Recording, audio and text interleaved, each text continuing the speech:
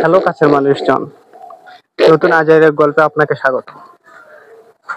আজকে আপনাদেরকে একটি গল্প নয়, একটি বাস্তবতা শেয়ার করব।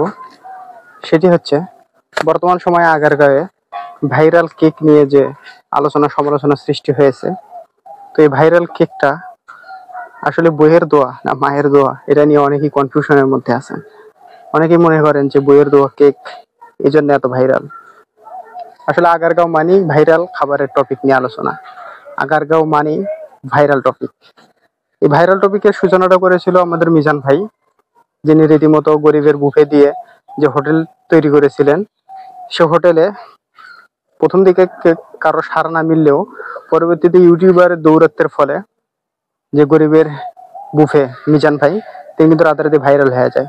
এই ভাইরাল হওয়ার এক পর্যায়ে তিনি কিন্তু এই ভাইরালের প্রবণতায় তিনি বাধ্য হয়ে হোটেলটি ছেড়ে দেন এবং পরবর্তীতে তিনি ইউটিউবারদেরকে আবারও আমন্ত্রণ করেন এবং তার খাবার হোটেলে আবার রিনিউ করেন বা নতুনভাবে চালু করেন। তো আগারগাঁওয়ে যে কয়টি হোটেল আছে, মূলত মিজান ভাই ছাড়াও অনেক হোটেল আছে, কিন্তু মিজান ভাইয়ের হোটেলটাই কেন আলোচনার কেন্দ্রবিন্দুতে পরিণত হলো সেদিকে একটু লক্ষ্য করা যায়। মিজান ভাইয়ের হোটেলটা মূলত গরিব রিক্সা চালক এবং সিএনজি চালকের জন্য করা হয়েছিল। তো এমন একটা সময় গরিব রিক্সা চালক এবং সিএনজি চালকেরা 100 টাকার বিনিময়ে ভরপেট খাবার পেলেও তারা 1 পিসের জায়গায় 2 পিস বা 3 পিস মাংস নিয়ে নিচ্ছিল। তো এটি মূলত আলোচনার কেন্দ্রবিন্দুতে পরিণত হয়। বর্তমান সময়ে যে কেক নিয়ে যে ভাইরাল আলোচনা তৈরি হয়েছে, এটি মূলত ঠিক তার বিপরীত নয়। এটি সৃষ্টি করা হয়েছে মানুষের রুচিবোধের যে একটা তারতম্য, এটি আসলে লক্ষ্য করা যায়। অনেকেই এই কেকটাকে তুচ্ছ-তাচ্ছিল্য করছেন, আবার অনেকে এই কেক নিয়ে হুড়োহুড়ি কারাকারি করছেন। আসলে ভাই, আপনারা কি জীবনে কোনোদিন কেক খান নাই? কেকে এমন কি আছে?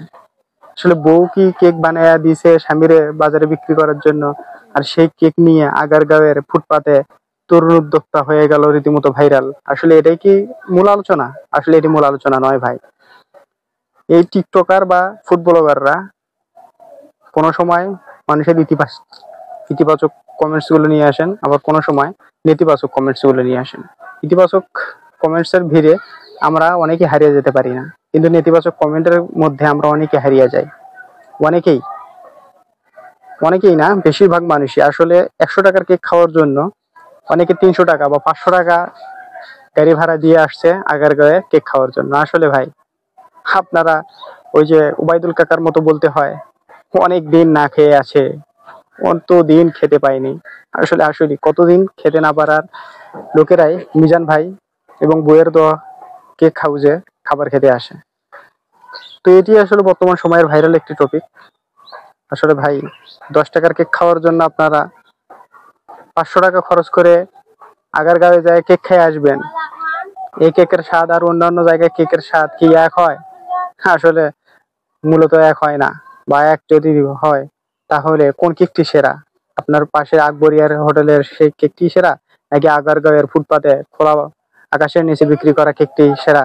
সেটি আপনারা আসলে মন্তব্য করবেন। তো আজাইরের কল্পনা করে চলুন আজকের টপিক নিয়ে বিদায় নেওয়া যাচ্ছি। সবাই ভালো থাকবেন। আল্লাহ হাফেজ।